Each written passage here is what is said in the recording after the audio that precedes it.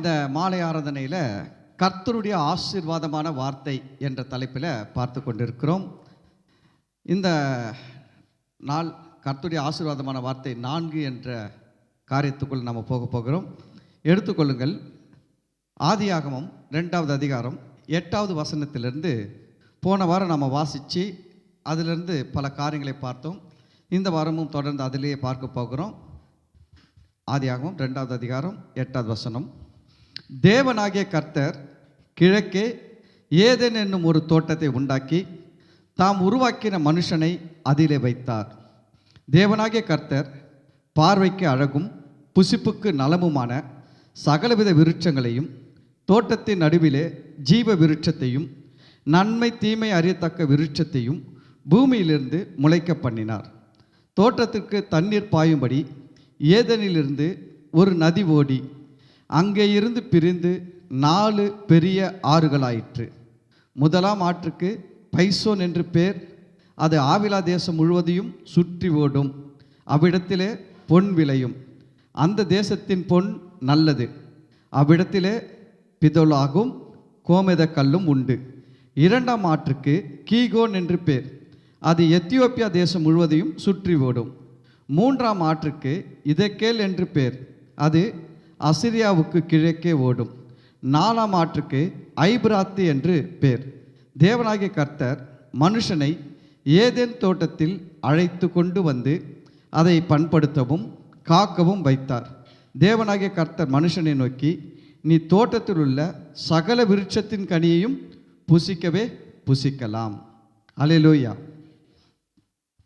கடந்த வாரத்தில் நம்ம பார்க்கும்போது கர்த்தர் ஏதேன் தோட்டத்தில் ஆதாமை வச்சார் அப்படின்னு சொல்லி பார்த்தோம். அது பெரிய ஒரு ஆசீர்வாதம். கர்த்தர் ஆதாம மனுஷனை எங்கே வச்சார்? ஏதேன் தோட்டம். ஏதேன் தோட்டம்ன்றது என்னன்னா, ஒரு குறைவு இல்லாத இடம், ஒரு குறைவும் இல்லாத ஒரு இடம். ஏதேன் தோட்டத்துக்குள்ள வியாதி கிடையாது. ஏதேன் தோட்டத்தில் ஆதாமுக்கு குறைவுன்ட்டு எதுவுமே கிடையாது. நிறைவான ஒரு இடம்தான் ஏதேன் தோட்டம். இந்த ஏதேன் தோட்டம்ன்றது யாருக்கு அடையாளமாக இருக்கிறது? ஆண்டவராகிய இயேசு கிறிஸ்துவுக்கு அடையாளம். ஆதாம் அந்த ஏதேன் தோட்டத்திலிருந்து ஏன் வெளியில் வந்தார்? கீழ்ப்படியாததுனால, தேவனுடைய வார்த்தைக்கு கீழ்ப்படியாததுனால ஆதாம் ஏதேன் தோட்டத்திலிருந்து வெளியேற்றப்பட்டார். இப்போ ஒரு மனுஷன் கீழ்ப்படியாததுனால அந்த ஆதாம் மட்டும் கிடையாது, முழு மனுக்குள்ளமே ஏதேன் தோட்டத்துக்குள்ளே போக முடியல. ஒரு மனுஷனுடைய கீழ்ப்படியாமையினால முழு மனுக்குள்ளமே எதுக்குள்ளே போக முடியல? ஏதேன் தோட்டத்துக்குள்ளே போக முடியல. கர்த்தர் அந்த ஏதேன் தோட்டத்துக்கு போகிற வழியை அடைத்து போட்டார். இப்போ ஒரு ஆதாம் கீழ்ப்படியாததுனால ஏதேன் தோட்டத்துக்கு போகிற வழி அடைக்கப்பட்டது. ஆனால் இன்னொரு ஆதாம், ஆண்டவராகிய இயேசு கிறிஸ்து, அவர் கீழ்ப்படிந்ததுனால இப்போ நம்ம எல்லாம் எங்க வந்திருக்கிறோம்னா ஏதேன் தோட்டத்துக்குள்ள வந்திருக்கிறோம். அல்லேலூயா. இந்த ஆதாம் கீழ்ப்படியாததுனால மனுஷர்கள் ஏதேன் தோட்டத்துக்குள்ள போக முடியல. ஆனா பிந்தின ஆதாம் ஆகிய இயேசு கிறிஸ்து கீழ்ப்படிந்ததுனால அவர் மூலமாக நாம் எல்லாரும் ஏதேன் தோட்டத்துக்குள்ள பிரவேசிக்கிற ஒரு வாழ்க்கைக்குள்ள வந்திருக்கிறோம். அதை நம்ம மறந்து போகக்கூடாது. இயேசு கிறிஸ்து கானானுக்கு அடையாளமாக இருக்கிறார். இயேசு கிறிஸ்து ஏதேன் தோட்டத்துக்கு அடையாளமாக இருக்கிறார். புரியுதுங்களா? இயேசு சொன்னார், நானே வாசல், என் வழியாய் ஒருவன் உட்பிரவேசித்தால் அவன் உள்ளும் புறம்பும் மேய்ச்சலை கண்டடைவான். ஆண்டவராக இயேசு கிறிஸ்துக்குள்ள நம்ம வரும்பொழுது அது நம்ம வாழ்க்கையில் எல்லா விதத்திலும் ஏதேனை போல மாறுகிறது. இயேசுவை ஏற்றுக்கொள்வது ரொம்ப முக்கியமான காரியம் மனுஷனுக்கு. ஏன்னா இயேசு இல்லாத ஒரு மனுஷனுடைய வாழ்க்கை ஏதேன் தோட்டம் இல்லாத ஒரு வாழ்க்கை மாதிரி. ஏதேன் தோட்டத்துக்கு வெளியில் பார்த்தீங்கன்னா என்ன ஆச்சு? பூமி சபிக்கப்பட்டு போயிருந்தது. அங்கே மனுஷன் விதைக்கணும், மனுஷன் தண்ணி ஊற்றணும், மனுஷன் பராமரிக்கணும், மனுஷன் வேர்வை சிந்தணும். அப்போ தான் அங்கே என்ன வளரும்னா அவன் விதைத்த விதை வளரும்.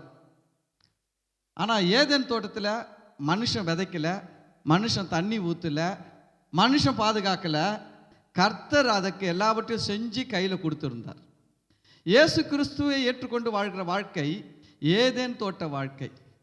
ஏன்னா எப்படி கர்த்தர் ஏதேன் தோட்டத்தில் எல்லாவற்றையும் வச்சு மனுஷனை வச்சாரோ அது போல இயேசு கிறிஸ்து மூலமாய் நமக்கு தேவையான எல்லாவற்றையும் செய்து முடித்து விட்டார்.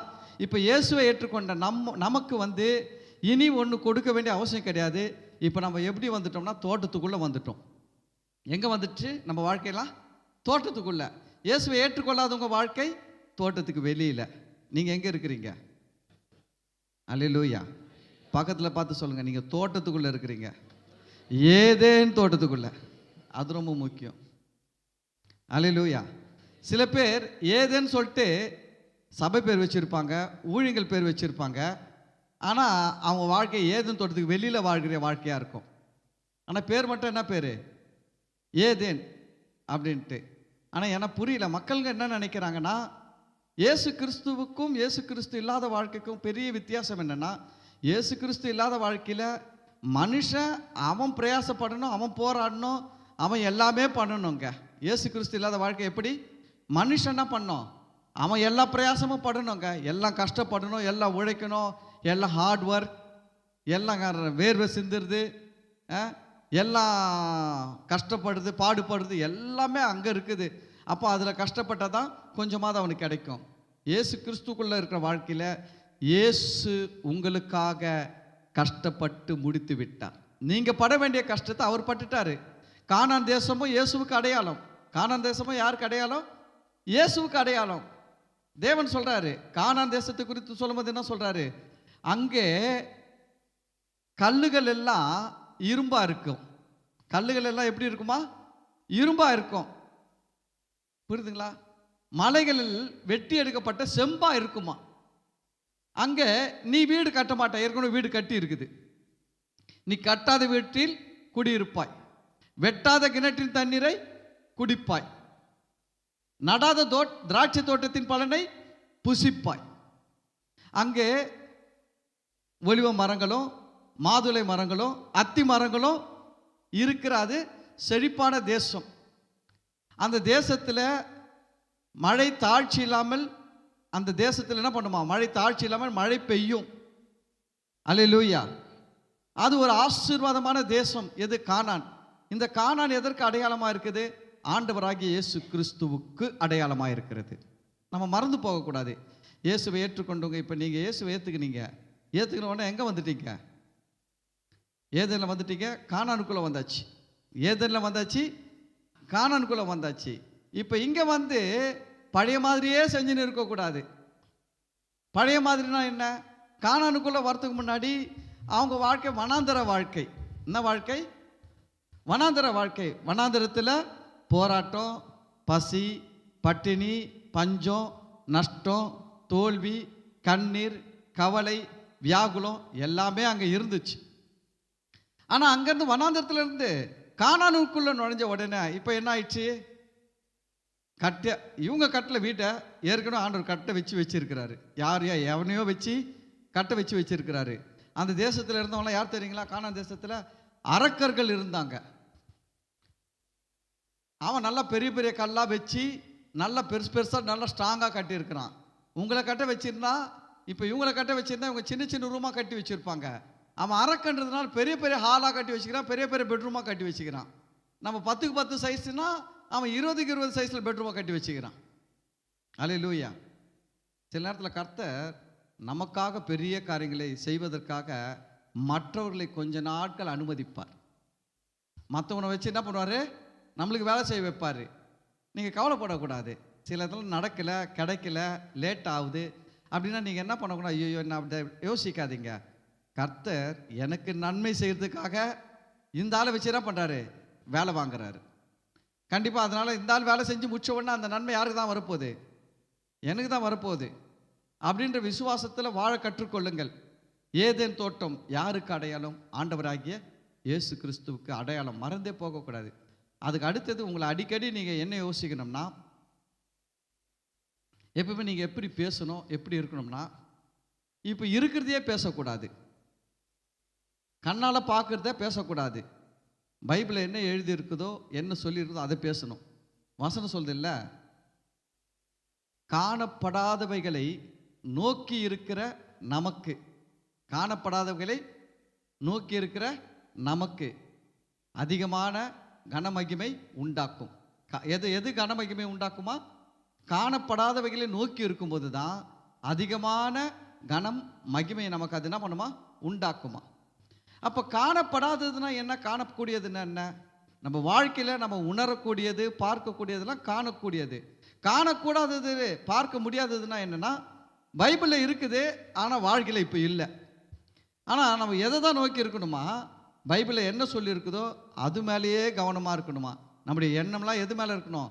அது மேலேயே இருக்கணும். என்ன இருக்கணும்? நான் இயேசு கிறிஸ்துவுக்குள்ளே இருக்கிறேன். என் சம்பளம் மாதம் 2000 ரூபாய் இருக்கலாம், 3000 ரூபாய் இருக்கலாம், 5000 ரூபாய் இருக்கலாம், 10,000 ரூபாய் இருக்கலாம். ஆனால் இதெல்லாம் மாறும். ஏன்னா இயேசு கிறிஸ்துக்குள்ளே நான் எதிர்க்குள்ளே இருக்கிற ஏதேன் தோட்ட வாழ்க்கைக்கு வந்துட்டேன். புரியுதுங்களா? எப்பவுமே உங்களுக்கு ஆசீர்வாதம் எப்படி வரும் தெரியுங்களா? வந்த பேர் நம்பினா ஆசீர்வாதம் வராது, வரத்துக்கு முன்னாடி நம்பினா தான் ஆசீர்வாதமே வரும். நம்ம ஆண்டவர் அப்படி வச்சிருக்கிறாரு. கொடுத்துட்டு நம்புறது நம்ம ஆண்டவர் பிடிக்காது. கொடுக்கறதுக்கு முன்னாடியே கொடுப்பாருன்னு நம்புறதை தான் ஆண்டவர் விரும்புகிறாரு. தோமா, இயேசு உயிர் தெழுந்தார், 8 நாளைக்கு கழிச்சு தரிசனம் ஆகுறாரு சீஷர்களுக்கு. தோமா இல்லை. தோமா எங்கே போயிருந்தாரு? சீஷர்களுக்கு தரிசனம் ஆனார். தோமா வந்துட்டார். அப்புறமா வந்தவொடனே இவங்க சொல்கிறாங்க, நாங்கள் ஆண்டவரை பார்த்தோம், வந்தாருன்னு உடனே தோமா சொல்ல, நான் நம்ப மாட்டேன். திருப்பி அடுத்த 8 நாள் கழிச்சு 8ஆம் நாளில் தரிசனம் ஆகிறாரு. அப்போது தோமாவை தான் முதல்ல கூப்பிட்டாரு. கூப்பிட்டு என்ன சொன்னார் தெரியுங்களா? கண்டு விசுவாசிக்கிறவனை விட காணாமல் விசுவாசிக்கிறவர்கள் பாக்கியவான்கள். அல்லேலூயா.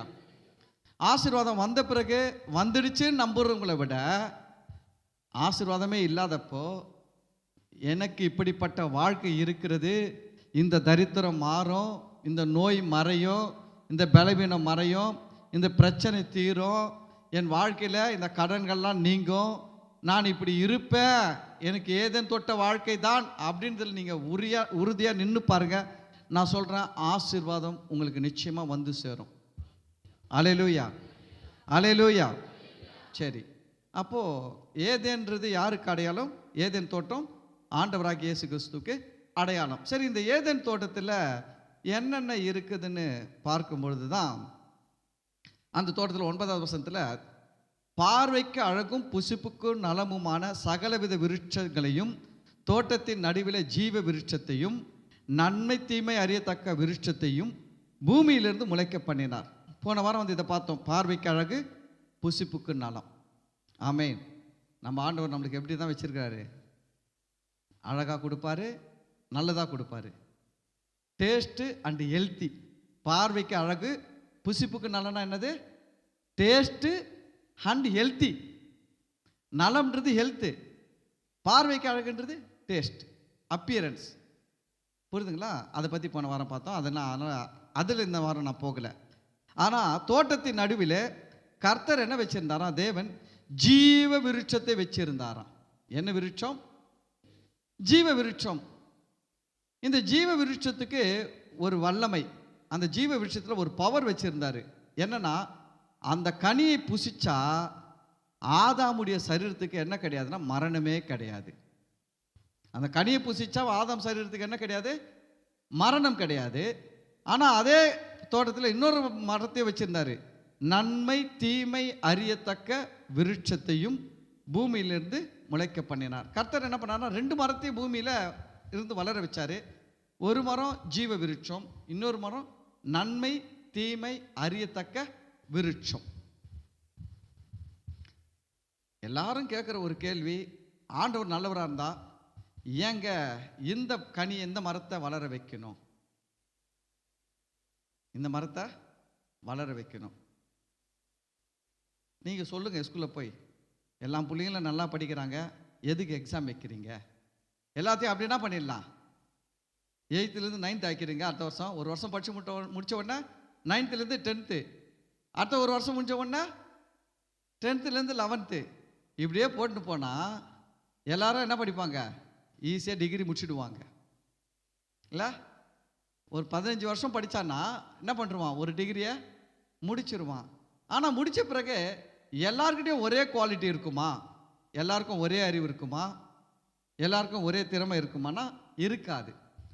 அவங்க யாரு, அவங்களுடைய திறமை என்ன, அவன் எப்படிப்பட்டவன் அப்படின்றத முதல்ல அவனுக்கு கண்டுபிடிக்கிறதுக்கு தான் எக்ஸாம். எக்ஸாம் யாருக்காகனா டீச்சருக்காக எக்ஸாம் கிடையாது. எக்ஸாம் யாருக்காக வைக்கிறாங்க? அவன் கெப்பாசிட்டி என்னன்றது அவனுக்கு தெரியணும். எக்ஸாம் வச்சாதான் அவன் சொல்லுவான். என்ன சொல்லுவாங்க? அவன் முதல்ல அவன் கண்டுபிடிக்கிறான். நான் ஆவரேஜ் ஸ்டூடெண்ட், நான் நல்லா படிக்கிற ஸ்டூடெண்ட், நான் ரொம்ப லோவாக படிக்கிற ஸ்டூடெண்ட் அப்படின்றத முதல்ல யார் கண்டுபிடிக்கிறான்? எழுதுறவன் கண்டுபிடிக்கிறான். அவனுக்கு முதல்ல தெரியுது. அந்த எக்ஸாமே வைக்கலன்னா அவன் என்ன சொல்லுவான்? கேட்டு பார்த்தா, நான் சூப்பராக படிப்பேன் தெரியுமான்னுவான். சொல்லுவானா? சொல்ல மாட்டாங்களா? ஆனால் எக்ஸாம் தான் என்ன பண்ணுது?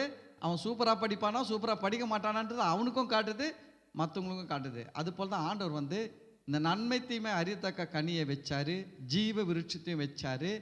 ரெண்டுத்தையும் சாப்பிட்றதுக்கு மனுஷன் கையில் அதிகாரமும் கொடுத்தாரு. ஆனால் அதன் மத்தியில் ஒரு ஆலோசனையும் சொன்னார். அதன் மத்தியில் என்ன பண்ணார்? ஒரு ஆலோசனையும் சொன்னார். இந்த நன்மை தீமை அறியத்தக்க விருட்சத்தின் கனியை நீ என்ன பண்ணாத? புசிக்க வேண்டாம். அதை புசிக்கும் நாளில் நீ என்ன பண்ணுருவ? செத்துருவ. அதை புசிக்கும் நாளில் சாகவே சாவாயினார். ஏன் நன்மை தீமை அறியத்தக்க? அது பார்த்தீங்கன்னா அந்த கனியுடைய தன்மையை சொல்லுது.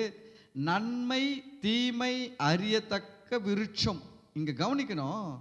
இதில் கூட சில பேர் குழப்புறாங்க. இது பழம் கிடையாது, மரம். விருட்சம் போட்டுக்கிறதுனால இது என்ன கிடையாது? பழம் கிடையாது, மரம்ன்றாங்க. மரத்தை யாரும் சாப்பிட முடியாது. ஹலோ, யாரும் மரத்தை சாப்பிட முடியுமா? எதை தான் சாப்பிடுவாங்க? மரத்துலேருந்து வர கனியை தான் சாப்பிடுவாங்களே ஒழிய மரத்தை யாரும் சாப்பிட மாட்டாங்க. சில பேர் குழப்புன்னுட்டு என்ன பண்ணுறாங்க? அது பழம் போடல, விருட்சம் தான் போட்டுக்குது அப்படின்னு செஞ்சு அதுலேயும் சில அறிவாளிகள் குழப்புறாங்க. அதுக்கெல்லாம் நம்ம மூல மொழியிலலாம் போய் பார்த்தோம்னா அது கரெக்டாக எழுதியிருக்குது. அந்த மரத்தின் கனிகளை புசிக்கிறது தான் பேசுத ஒழிய மரத்தை சாப்பிடுறத பற்றி பேசலை. ஆண்டவர் அவ்வளோ ஒன்றும் இது இல்லாத ஆள் கிடையாது. அவருக்கு எல்லாமே தெரியும். மரத்தெல்லாம் சாப்பிட முடியாதுன்னு அவருக்கு தெரியும். ஆனால் நன்மை தீமை அறியத்தக்க விருட்சம், புரியுங்களா? அப்படின்னா மரம் கிடையாது, அதில் இருக்கிற கனிகளை தான் பேசுகிறார். அதை நம்ம புரிஞ்சுக்கணும். இதெல்லாம் அண்டர்ஸ்டாண்ட். சில வார்த்தைகள்லாம் நம்ம புரிந்து கொள்ளணும். அது ரொம்ப ஈஸியாக தான் சொல்லப்பட்டிருக்கோம். அதில் போய் ரொம்ப ஆராய்ச்சி பண்ணுறேன்னு சொல்லி மென்டல் ஆகிடக்கூடாது. அதிக படிப்பு உடலுக்கு என்னது? இளைப்பு. ஆமாம், அதிக படிப்பு பைத்தியக்காரன் ஆக்கிடும்னு சொல்கிறாங்க. உண்மையில் தெரியுங்களா? நிறைய படித்தவங்களாம் போய் பண்ண, ரொம்ப படித்தவங்களாம் பைத்தியக்காரத்தனமாக செஞ்சுன்னு இருப்பான் சில வேலையை. சில வேலையில் உண்மையிலே மென்டலாக கூட ஆகிடுவானுங்க, ரொம்ப படித்து. அதனால் ரொம்ப ரொம்ப ஆழமாக போகிறேன்னு சொல்லி எங்கன்னா போய் பள்ளத்தில் விழுந்துடக்கூடாது. ஓரளவுக்கு எவ்வளோ ஆழத்து போடுமோ அவ்வளோதான் போடணும். இதுக்கு மேலே போனால் திரும்பி வர முடியாது. என்ன பண்ணிக்கணும்? நின்றுக்கணும் உஷாரா. இல்லை, அதுதான் புத்திசாலித்தனம். சரி, அப்போ தேவன் பாருங்க, 2 மரத்தை மனுஷன் முன்னாடி வைக்கிறாரு. 2 மரத்தையும் சாப்பிட்றதுக்கு அவனுக்கு என்ன கொடுக்குறாரு? அதிகாரத்தை கொடுக்குறாரு, உரிமை கொடுக்குறாரு. அந்த 2 மரத்தின் கனிகளை புசிக்கும்போது வருகிற நன்மை தீமைகளையும் தேவன் சொல்றாரு. எவ்வளோ நல்லவர் பாருங்க. கர்த்தர் எவ்வளோ நல்லவர். இதை எதுக்கு வச்சாரு அப்படின்னா, இந்த ஆதாம் கீழ்ப்படிறான் அப்படின்றது எதற்கு இந்த கனியை புசிக்காத வரைக்கும் அவன் கீழ்ப்படுறதுக்கு அடையாளமாக இருக்கும். சரி, இந்த ஜீவ விருட்சத்தின் கனியை ஒரு வேளை ஆதாம் சாப்பிட்டு இருந்தார்னா அவருக்கு மரணமே இருந்திருக்காது. 930 வருஷத்தில் ஆதாம் செத்துட்டாரு. ஆனால் ஜீவ விருட்சத்தின் கனியை சாப்பிட்டு இருந்தார்னா 900 இல்லை, இன்னி வரைக்கும் உயிரோடு இருந்திருப்பார்.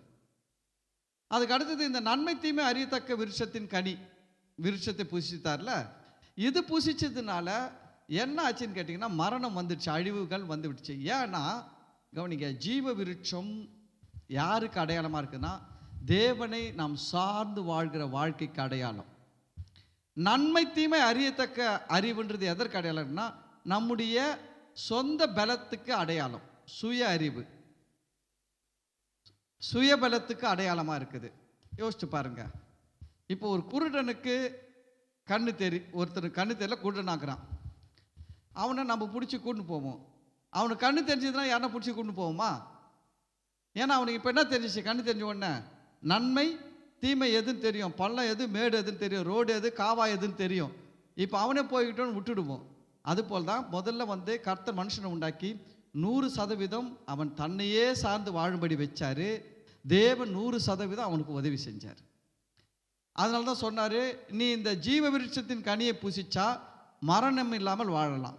நன்மை தீமை அறியத்தக்க கனியை புசிச்சா நீ என்ன பண்ணிடுறன்னா, உன் சுய வாழ்க்கை, சுய முயற்சி, சுயபலம், உன்னுடைய வாழ்க்கையை நீ என்ன பண்ணுற, செலக்ட் பண்ணிக்கிற. உனக்குன்னு ஒரு அறிவு வந்துடும். இதை நான் செய்வேன், இதை செய்ய மாட்டேன், இது நல்லது கெட்டதை நீ முடிவு பண்ணுவேன்.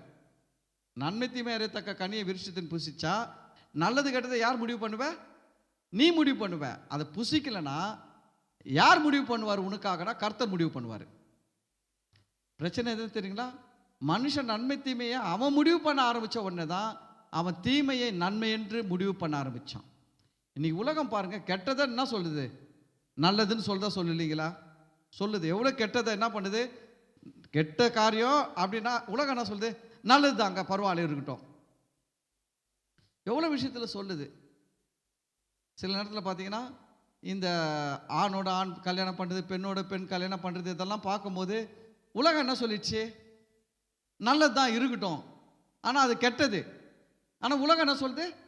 நல்லது. அதுதான் நன்மை தீமை அறியத்தக்க விருட்சத்தை புசிக்கும்போது மனுஷனுக்கு வருகிற அறிவு, மனுஷனுக்கு உண்டாகிற அறிவு தீமையையும் நன்மையாக அது என்ன பண்ணுறதா தீர்மானிக்குது. சில நேரத்தில் நன்மையை தீமை என்று தீர்மானிக்குது. ஆனால் கர்த்தர் நடத்தும் பொழுது கர்த்தர் சரியான விதத்தில் நன்மையை நன்மை என்று தீர்மானித்து நடத்துகிறார், தீமையை தீமை என்று தீர்மானித்து அழகாய் நடத்துகிறார். நம்முடைய வாழ்க்கையும் அப்படிதான். இயேசு கிறிஸ்துக்குள்ள வரத்துக்கு முன்னாடி நீங்கள் நன்மை தீமை அறியத்தக்க விருட்சத்தின் கனியை புசித்து வாழ்கிற வாழ்க்கை. இயேசு இல்லாதவங்க வாழ்கிற வாழ்க்கை என்ன வாழ்க்கை? நன்மை தீமையை அவங்களே அறிஞ்சு அவங்களே நடத்துகிற வாழ்க்கை. ஆனால் ஜீவ விருட்சம் யாருக்கு அடையாளமாக இருக்குது? இயேசுவுக்கு அடையாளம். இயேசுக்குள்ளே வரும்போது உங்களுக்கு என்ன பழம் இருக்குதுன்னா, ஜீவ விருட்சம் இருக்கிறது. என்ன இருக்கிறது? ஜீவ விருட்சம். அதில் மரணம் கிடையாது. இயேசு கிறிஸ்து சொன்னார், என்னை விசுவாசிக்கிறவன் மரித்தாலும் பிழைப்பான், உயிரோடு இருந்து விசுவாசிக்கிறவன் மரிக்காமலும் இருப்பான் சொன்னார்களா? சொல்லிங்களா? இயேசு சொன்னார், நானே உயிர்த்தெழுதலும் ஜீவனுமாய் இருக்கிறேன். அப்போ இயேசு கிறிஸ்துக்குள்ள நம்முடைய வாழ்க்கை ஜீவ விருட்சத்தின் கனியை புசித்து வாழ்கிற வாழ்க்கை. உலகத்தில் இருக்கிறவன் வந்து நன்மை தீமை அறியத்தக்க கனி. அதுதான் இங்கே வந்து என்ன சொல்லுவாங்கன்னா, நீங்கள் இயேசுக்கிட்ட உங்கள் வாழ்க்கையை முழுமையாக ஒப்பு கொடுத்துருங்க. பதறாதீங்க, நீங்கள் போட்டு குழப்பிக்காதீங்க. நான் என்ன பண்ண போகிறேன், என் எதிர்காலம் என்ன, என் பிள்ளைகளுடைய எதிர்காலம் என்ன, அதெல்லாம் போட்டு நீங்கள் போட்டு மண்டையை போட்டு உருட்டாதீங்க. அதுதான் நன்மை தீமை அறியத்தக்க கனி புசிச்சவன் தான் அதெல்லாம் யோசிச்சுன்னு கிடப்பான். யோசனை நிம்மதி இல்லாமல் தூங்காமல் நைட்டில் தூக்க மாத்திரை வாங்க போட்டுன்னு தூங்கின்னு கிடக்க, தூக்கம் மாத்திரை போட்டு தூக்கம் வராமல் இருப்பான். ஏன்னா அந்த நன்மை தீமை அறியத்தக்க விருட்சம் அப்படி பண்ணோம். ஆனால் ஜீவ விருட்சத்தில் என்னன்னா அழிவு கிடையாது, அது நிம்மதியாக இலைப்பாரி கொண்டிருக்கும். இயேசு சொன்னார், என்னிடத்தில் வருகிறவர்கள் என்ன பண்ணுவாங்க? இலைப்பாறுதல் தருவேன். என்னிடத்தில் வருகிறவனுக்கு நான் என்ன கொடுப்பேன்? இலைப்பாறுதல். இலைப்பாறுதல்னா என்ன? எனக்காக அவர் பார்த்து பார்ப்பான், நீ சும்மா இரு. நம்மளை சுற்றி நன்மை தீமை அறியத்தக்க விருட்சத்தை கனியை புசிச்சவனா பக்கத்தில் நின்று என்ன சொல்லுவான்? என்ன நீ இப்படி இருக்கிறிய, என்ன நீ இப்படி இருக்கிறிய, என்ன நீ இப்படி இருக்கிறிய, இப்படி இருந்தா இப்படிதான், இப்படி இருந்தா இப்படிதான். ஒரே ஒரு வார்த்தை சொல்லுங்க, நான் ஏதன் தோட்டத்துக்குள்ள இருக்கிறேன், நான் ஜீவ விருட்சத்தின் கனியை புசிக்கிறவனா இருக்கிறேன், அதனால் அது எனக்கு நன்மையை தான் கொடுக்கும். அதில் தீமை கிடையாது. ஜீவ விருட்சத்தில் என்ன கிடையாது? தீமை கிடையாது. இதில் நன்மையும் இருக்குது, தீமையும் இருக்குது. புரியுதுங்களா? நல்லா கவனிங்க. இந்த கனியில் என்ன இருக்குது? நன்மையும் இருக்குது, தீமையும் இருக்குது. ஆனால் அதில் என்ன இல்லைன்னா தீமையே இல்லை. 100% பியூர் குட். அல்லேலூயா. இயேசு கிறிஸ்துக்குள்ள நமக்கு அப்படிப்பட்ட ஒரு வாழ்க்கை கொடுக்கப்பட்டிருக்கிறது, மறந்து போகக்கூடாது. சரி, அதுக்கு அடுத்து பார்த்துருங்க 10வது வசனம். தோட்டத்திற்கு தண்ணீர் பாயும்படி ஏதேனிலிருந்து ஒரு நதி ஓடி அங்கே இருந்து பிரிந்து 4 பெரிய ஆறுகளாயிற்று. ஏதேன் தோட்டத்தில் நதி உற்பத்தி ஆகிறது. ஏதேன் தோட்டத்தில் என்ன உற்பத்தி ஆகுது? நதி உற்பத்தி ஆகுது. அங்கிருந்து அது ஓடி 4 பெரிய ஆறுகளாய் மாறி 4 நாட்டை செழிப்பாக்குகிறது. எத்தனை நாட்டை செழிப்பாக்குது? 4 நாடுகளை செழிப்பாக்குகிறது. நீங்க கிறிஸ்துவுக்குள்ள இருக்கிறீங்க, ஏதேன் தோட்டத்துக்குள்ள இருக்கிறீங்க. உங்களுக்குள்ள இருந்து ஆசீர்வாதமான நதிகள் உருவாகும். தெரியுமா உங்களுக்கு? இயேசு கிறிஸ்துக்குள்ள நீங்க இருக்கும்பொழுது அந்த ஏதேன் தோட்டத்திலிருந்து என்ன உருவாகுது? ஒரு நதி உருவாகி 4 நாட்டையே ஆசீர்வதிக்குது. நான் சொல்றேன், நீங்கள் ஆசீர்வாதமாய் இருப்பீர்கள். ஆபிரகாமுக்கு கொடுக்கப்பட்ட ஒரு வாக்கு தத்துவம் தான் என்னன்னா, நீ ஆசீர்வாதமாய் இருப்பாய். நீ ஆசீர்வாதமாய் இருப்பாய்னா என்னன்னா, உனக்கு நீயே ஆசீர்வாதமா இருப்ப, மற்றவனுக்கும் நீ ஆசீர்வாதமா இருப்ப. ஆசீர்வாதமா இருப்பாய்னா என்ன அர்த்தம்? உனக்கு நீயும் ஆசீர்வாதமா இருப்ப. யோசிச்சு பாருங்க. இப்போ அந்த ஏதேன் தோட்டத்தில் தண்ணி பற்றாக்குறை வருமா? வராது. ஏன்னா 4 ஆறு உற்பத்தி ஆகிற இடமே எங்கே தான் இருக்குது?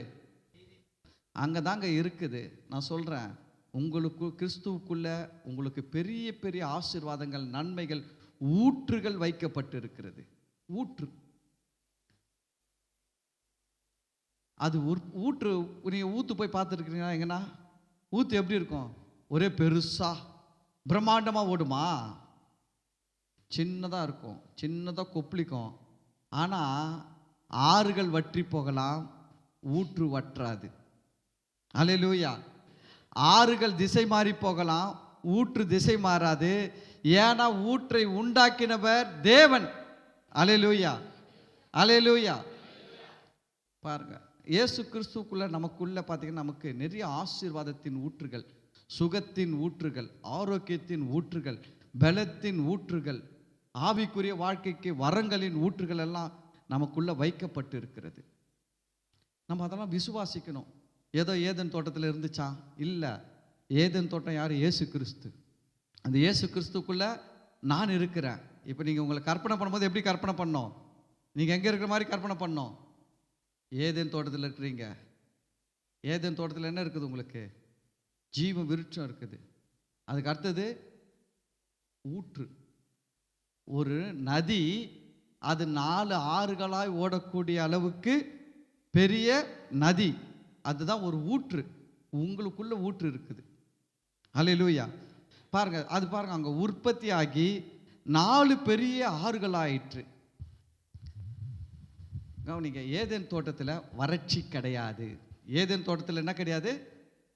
வறட்சி கிடையாது. நம்ம அதை விசுவாசிக்கணும். எப்பவுமே இயேசு கிறிஸ்துக்குள்ள எனக்கு தாழ்ச்சி கிடையாது. வசனம் சொல்லுதில்ல, கர்த்தர் என் மேய்ப்பராய் இருக்கிறார், நான் தாழ்ச்சி அடையேன்.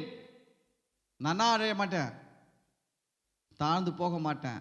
தாழ்ந்த நிலையிலிருந்து நீங்க வரலாம், ஆனால் நாளுக்கு நாள் உங்கள் வாழ்க்கையின் தரம் மாறும், உங்களுடைய ஆசீர்வாதத்தின் அளவு மாறும்.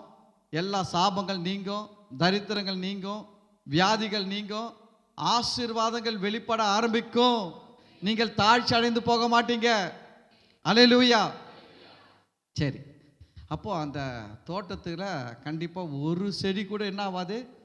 காஞ்சி கருகி வறண்டு போகவே போகாது. அந்த அளவுக்கு அதில் ஒரு பிளெஸ்ஸிங்ஸ் இருக்குது. சரி, இந்த 4 நதிகள், இந்த ஒரு நதி 4 ஆறாக ஓடுதுல, அந்த 4 ஆறுகள் ஓடுகிற இடங்களை பற்றி பேசுது. முதலாம் ஆற்றுக்கு பைசோன் என்று பேர். அது ஆபிலா தேசம் முழுவதையும் சுற்றி ஓடும், அவ்விடத்திலே பொன் விளையும். அல்லேலூயா. இப்போ கர்த்தர் இந்த ஏதேன் தோட்டத்துக்குள்ள 4 ஆறு வச்சார் பார்த்தீங்களா? இந்த 4 ஆறு போகிற இடத்துல, முதல்ல ஆறு போகிற இடத்துல என்ன பேசுகிறாருன்னா, பொன் விளையும். எது விளையுமா? பொண்ணு விளையிறத பார்த்துருக்கிறீங்களா? பொண்ணு விளையிறத பார்த்துருக்குறீங்களா? பார்க்கல. நம்ம ஏதேன் தோட்டத்துக்கு வெளியில் இருக்கிற உலகத்தை தான் பார்த்தோம். ஏதேன் தோட்டத்தில் இருக்கிற உலகத்தை இது வரைக்கும் யாரும் பார்க்கல. ஆனால் ஏதேன் தோட்டத்தில் இருக்கிற உலகத்தில் புல்லு விளையிற மாதிரி பொன் விளைகிறது. அது என்னன்னா, பெருக்கம் உண்டாகிக்கினே இருக்கும், அது வளர்ந்துக்கினே இருக்கும். புல்லை இன்னைக்கு வெட்டிட்டு வாங்க, ஒரு வாரம் கழிச்சு போய் பாருங்க எப்படி இருக்கும்? திருப்பி வளர்ந்துட்டு இருக்கும். திருப்பி கொஞ்சம் வெட்டின்னு வந்து பாருங்க, திருப்பி ஒரு வாரம் கழிச்சு பாருங்க, திருப்பி விளைஞ்சிருக்கும். அதுபோல ஏதேன் தோட்டத்துக்குள்ள உங்களுடைய ஆசீர்வாதங்கள் நீங்கள் எடுக்க எடுக்க எடுக்க அது சுரந்து கொண்டே இருக்குமோ ஒழிய தீர்ந்தே போகாது. அல்லேலூயா. கர்த்தருக்குள்ள உங்களுடைய ஆசீர்வாத வாழ்க்கை எப்படி இருக்கும்னா, நீங்க நாளுக்கு நாள் பெருகுவீர்களே ஒழிய கர்த்தரின் ஆசீர்வாதம் அதிகமாக மாறுமே ஒழிய அது குறையவே குறையாது, கீழே போகாது. அங்க பாருங்க, பொன் விளையும். நான் இதை படிக்கும் போது எனக்கு ஒரு ஆச்சரியம். ஆதாமுக்கு பொண்ணை பத்தி தெரியுமா, கோல்டை பத்தி தெரியுமா? தெரியுமாங்க? ஆதாமுக்கு கோல்டு பத்தி எதனா தெரியுமா? தெரியாது. ஆதாமுக்கு கோல்டை பத்தியே தெரியாது. ஆனா கர்த்தர் ஆதாமுக்கு என்ன கொடுத்துக்கிறாரு? கோல்டு கொடுத்துக்கிறாரு. அதுவும் எப்படிப்பட்ட கோல்டுனா, டெய்லி அது வளர்ந்துக்கிட்டே இருக்குது. இவர் அறுக்கலைன்னா அது பாட்டு காடா வளர்ந்துரும் போல. அது போல வளர வைக்கிற ஒரு தன்மையை வச்சு கொடுத்துருக்கிறார். பெருகினே இருக்குது, பொன் கோல்டு பெருகி கொண்டே இருக்குது. நல்லா கவனிங்க, ஆதாமுக்கு கோல்டு தெரியலன்றதுக்காக தேவன் கொடுக்காம இல்லை, கொடுத்துருக்கிறார். நான் சொல்கிறேன், உங்களுக்கு கூட சில ஆசீர்வாதங்கள் பற்றி தெரியல, சில உயர்வுகள் பற்றி தெரியல, சில நன்மைகள் பற்றி தெரியல. ஆனால் கர்த்தர் அதனால் கொடுக்காம நிறுத்த மாட்டார், உங்களுக்கும் கொடுத்துருக்கிறார். எப்படி ஆதாமுக்கு பொண்ணை பற்றி தெரியலனாலும் கோல்டை பற்றி தெரியலனாலும் கர்த்தர் என்ன பண்ணார்? வச்சிருந்தார்ல. அது போல் தான் உங்கள் வாழ்க்கையில் சில உயர்வுகள், சில வெற்றிகள், சில ஆசீர்வாதங்கள், இதெல்லாம் உங்களால் கற்பனை கூட பண்ணி பார்க்க தெரியல. ஆனாலும் கர்த்தர் அதெல்லாம் உங்களுக்காக வச்சிருக்கிறார். ரெண்டாவது பார்த்தீங்கன்னா, அதை ஆதாமுக்கு யூஸ் பண்ண தெரியல. கோல்டை பற்றி தெரியல, ரெண்டாவது அதை யூஸ் பண்ண தெரியல. ஆனால் ஆதாமுக்கு தெரியல, யூஸ் பண்ண தெரியலனாலும் கர்த்தர் அதை பாதுகாத்து வச்சிருக்கிறாரு. உங்களுக்கு தெரியுங்களா? கர்த்தர் அந்த கோல்டை என்ன பண்ணி வச்சிருந்தாரு? பாதுகாத்து வச்சிருந்தாருங்க. அந்த கோல்டை வந்து பிசாசு எடுத்துனே போக முடியாது, ரொம்ப பாதுகாப்பாக வச்சிருக்கிறாரு. உங்களுக்கு கொடுக்கப்பட்ட ஆசீர்வாதங்கள் உங்ககிட்ட நீங்க அனுபவிக்கிற காலம் வர்ற வரைக்கும் தேவன் அதை பாதுகாப்பாக வைப்பார். நிச்சயமா வந்து ஒரு நாள் என்ன பண்ணியிருப்பார்னா, ஒருவேளை ஆதாம் இந்த நன்மை தீமை அறியத்தக்க கனி புசிக்காமல் இருந்திருந்தானா, நிச்சயம் ஒரு நாள் தேவன் இந்த கோல்டை பற்றிலாம் ஆதாமுக்கு என்ன பண்ணியிருப்பாரு? கண்டிப்பாக சொல்லி கொடுத்துருப்பாரு.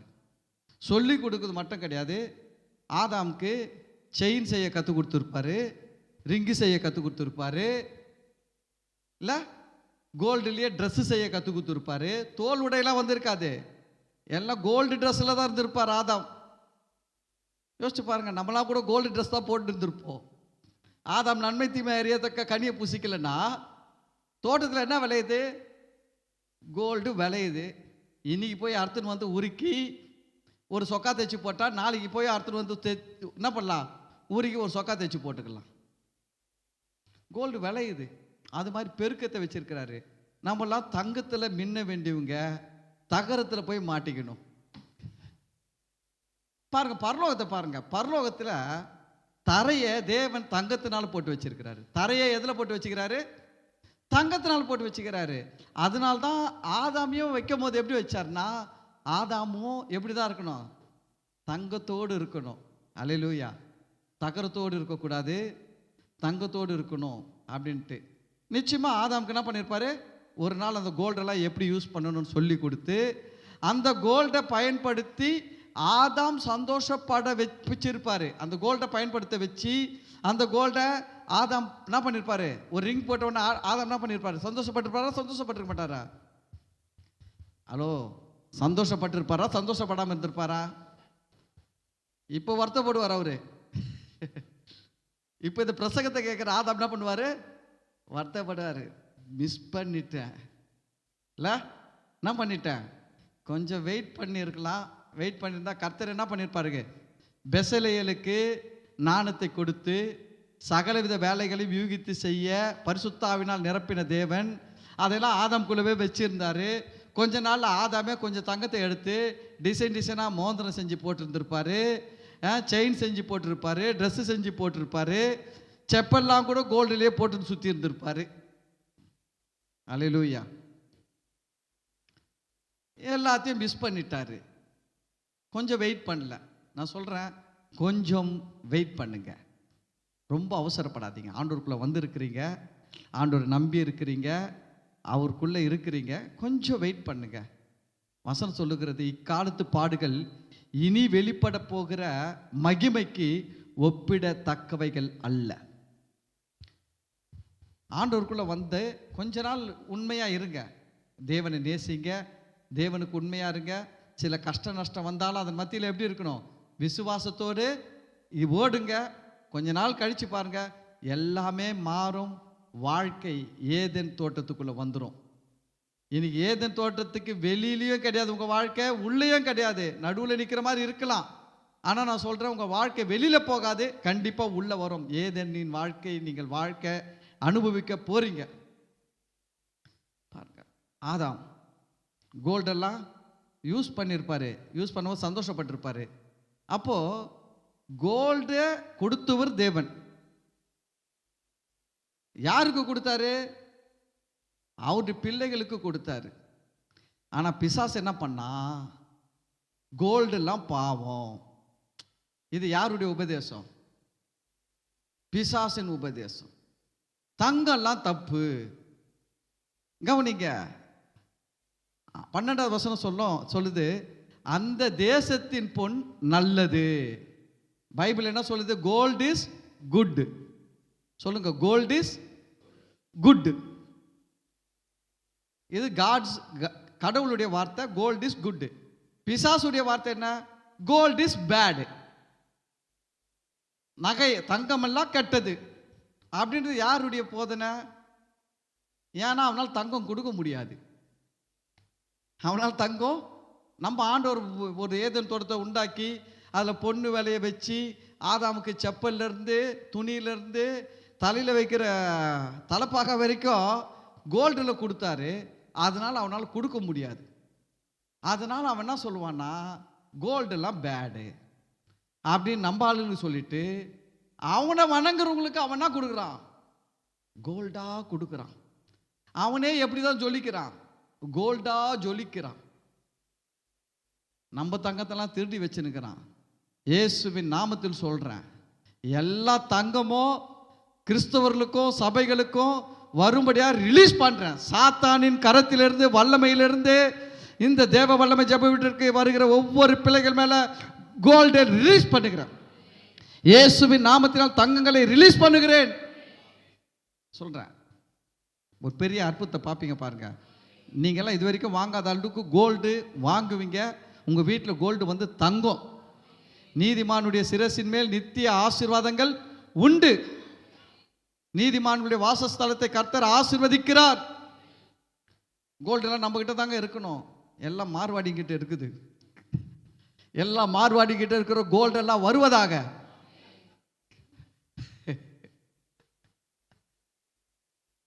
எல்லா கோல்டுக்கும் சொந்தக்காரர் நம்மப்பா. எவன் இந்த உலகத்தில் எவன் கோல்டு வச்சிருந்தாலும் அந்த கோல்டுக்கு சொந்தக்காரர் யாரு? நம்மப்பா. அதை உண்டாக்குனவரே அவரு. யாருக்காக? நமக்காக உண்டாக்கி வச்சாரு.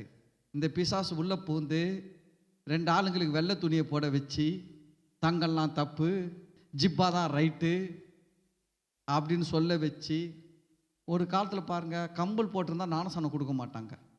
எது போட்டிருந்தா? கோல்டு கம்பல் போட்டிருந்தா ஞானசானம் கொடுக்க மாட்டாங்கங்க. சொல்லுவாங்க, நீ கோல்டு போட்டுக்கிற, நீ பரிசுத்தவான் கிடையாது, அதனால் உனக்கு ஞானசானம் கொடுக்க மாட்டேன் போ. எந்த அளவுக்கு மக்களை எப்படி வச்சுக்கிறான் பாருங்க பிசாசு. இன்னைக்கு மக்கள் வந்து அதை பெருசாக பேசுகிறாங்க. இன்னைக்கு சில சபைகள்லாம் இருக்குது, சர்ச்சுக்கு போகும்போது கோல்டு போட மாட்டான், ஆனால் வீட்டு லாக்கரில் கோல்டு வச்சுக்கிறான். சர்ச்சுக்கு கோல்டு பண்ணி போக மாட்டான், ஆனால் அவங்ககிட்ட இல்லாத கோல்டே கிடையாது. வீட்டு லாக்கரில் கோல்டு இருக்கும். அவன் வந்து சொல்லுவான், என்ன சொல்லுவான்னா, எதுவுமே இருக்கக்கூடாது, பரலோது போகணும்னா என்ன இருக்கக்கூடாது, எதுவுமே இருக்கக்கூடாது, அப்போ தான் பரலோது போக முடியும்னு சொல்லுவான். ஆனால் ஏக்கர் கணக்காக நிலம் வச்சுருப்பான், கிரவுண்ட் கணக்காக இடம் வச்சுருப்பான், பில்டிங் வச்சுருப்பான், வீடு வச்சுருப்பான். அது மாதிரி ஆளுங்களை நம்பாதீங்க. கர்த்தரை நம்புங்க. கர்த்தரை நம்புங்க. கர்த்தரை ஆதி ஆகமத்தில் பார்த்து நம்புங்க. அங்கே தான் ஸ்டார்டிங். அங்கே தான் மனுஷனை உண்டாக்கும் போது அவர் செய்கிற காரியங்களெல்லாம் பார்த்து கர்த்தர் எப்படிப்பட்டவன்னு கற்றுக்கலாம், கர்த்தரை அறிந்து கொள்ளலாம். அவர் கோல்டு பொன் விளையிறத கொடுத்தார் ஆதாம் கிட்ட. ஆதாம் அதெல்லாம் போட்டு ஒரு ஹாப்பியாக இருந்தா ஆண்டவர் நான் துக்கமாக வந்திருப்பாரு.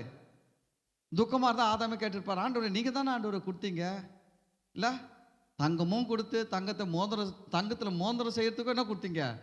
ஞானத்தை கொடுத்து, இல்லை செய்ய வச்சு டிசைனாக செய்ய வச்சு போட வைக்கிறதோ நீங்கள் தான்.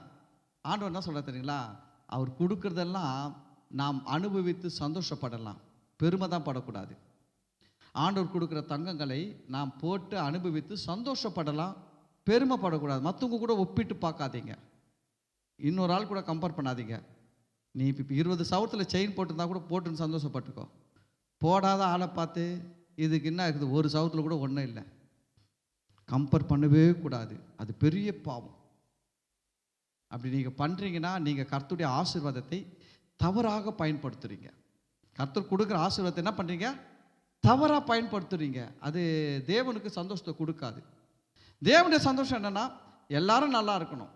எல்லாருக்கும் 20 சவரத்தில் செயின் கொடுக்க தேவனுக்கு சித்தம். எல்லாம் நகை போடுங்க, நல்லா போடுங்க, சந்தோஷமாக தங்க வைங்க. தங்க முடிஞ்சால் லாக்கரில் பீரோலெல்லாம் கூட கோல்டு பிஸ்கட் கூட வாங்கி வச்சுக்கோங்க. அப்பா கொடுக்குறாரு, சந்தோஷமாக வச்சுக்கோங்க, தப்பு கிடையாது. அல்லேலூயா. எப்பவுமே நான் சொல்கிறது என்ன, பண விஷயத்தில் நம்ம நல்லா இருக்கணும், ஆனால் பெருமைக்கு இடம் கொடுக்கக்கூடாது. ரொம்ப கேர்ஃபுல்லாக இருக்கணும். லைட்டாக அதுதான் உள்ளே நுழைஞ்சி வேலை செய்ய ஆரம்பிக்கும். நம்மக்கிட்ட நிறைய ஆசீர்வாதங்கள் வரும்போது, கர்த்தருடைய நன்மைகள்லாம் வரும்போது, பெருமைகளும் கொஞ்சம் அப்படியே உள்ளே நுழைஞ்சி என்ன பண்ண ஆரம்பிக்கும், கொஞ்சம் வேலைலாம் காட்ட ஆரம்பிக்கும். நான் சொல்கிறேன், அதை மட்டும் கொஞ்சம் தலையிலேயே தட்டி ஓரம் கட்டிட்டிங்கன்னா, நான் சொல்கிறேன், உங்கள் லைஃப் 1000லிருந்து லட்சங்களுக்கு மாறும், லட்சங்கள்லேருந்து கோடிகளுக்கு மாறும், கோடிகள்லேருந்து 1000 கோடி 2000 கோடிகள் லெவலுக்கு போவோம். ஆனால் அதை தட்ட கற்றுக்கணும், அதுதான் முக்கிய விஷயம். சரி, இப்போ பாருங்க, அந்த தேசத்தின் பொன் நல்லது. ஆதாமுக்கு கோல்டை பற்றி தெரியல, அதை பற்றி நாலேஜ் இல்லை. ஆனால் கர்த்தர் அதை அவனுக்கு வச்சாரு. அதுக்கு அடுத்தது அதை பாதுகாத்தாரு. அடுத்தது என்ன பண்ணுறாரு, அவருக்கு கொடுத்து அவரை சந்தோஷப்படுத்துறதுக்கு கர்த்தர் ஆயத்தமாக இருந்தார்.